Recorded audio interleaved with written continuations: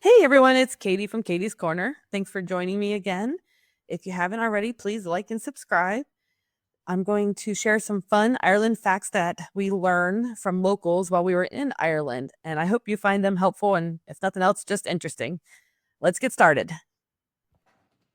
Toilets are impressively clean here for the most part, even at gas stations. However, their flushing ability ranges quite a bit. Sometimes they're really great.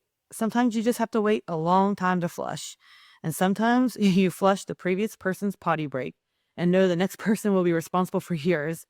Regardless, I am very genuinely impressed with the overall cleanliness of as compared to back home at the US.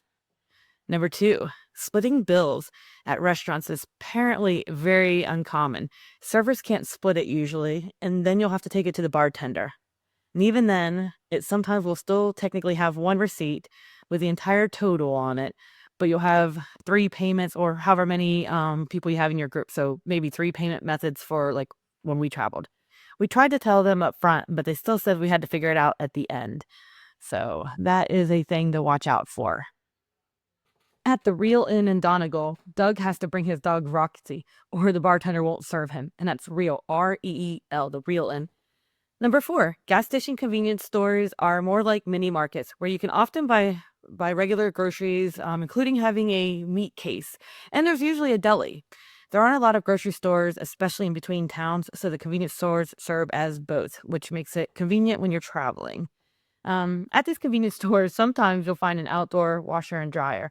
I'm used to being like a laundromat. It's a whole facility for it where this was just a few washers and dryers right there at the convenience store, outdoors, a little cover. Very different than what I'm used to. So, number six, castles are frequently maintained and cared for by a local family with the ownership of the castle belonging to the government. And that's because the castle's on the family's property. So, for example, when we visited Fidon Castle, we had to coordinate getting the key from the local family owner. And so then we were able to go. What was really cool about that, though, is we were the only ones there because it's not like a normal tourist attraction.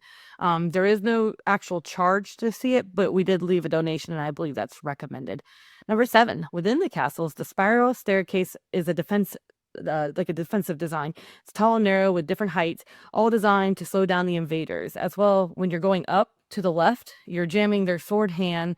That way the sword's hitting the ceiling and the walls, while leaving the ones coming down with more room to be able to use their hand and their sword. So most people were right-handed back then, or at least that's what was commonly.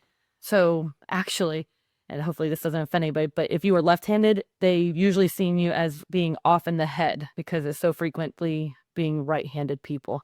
So if you're left-handed back then, you probably didn't tell people as much. Thanks again for joining me, and I hope you found this interesting. Again, please subscribe and like and share, and stay tuned for part two coming up.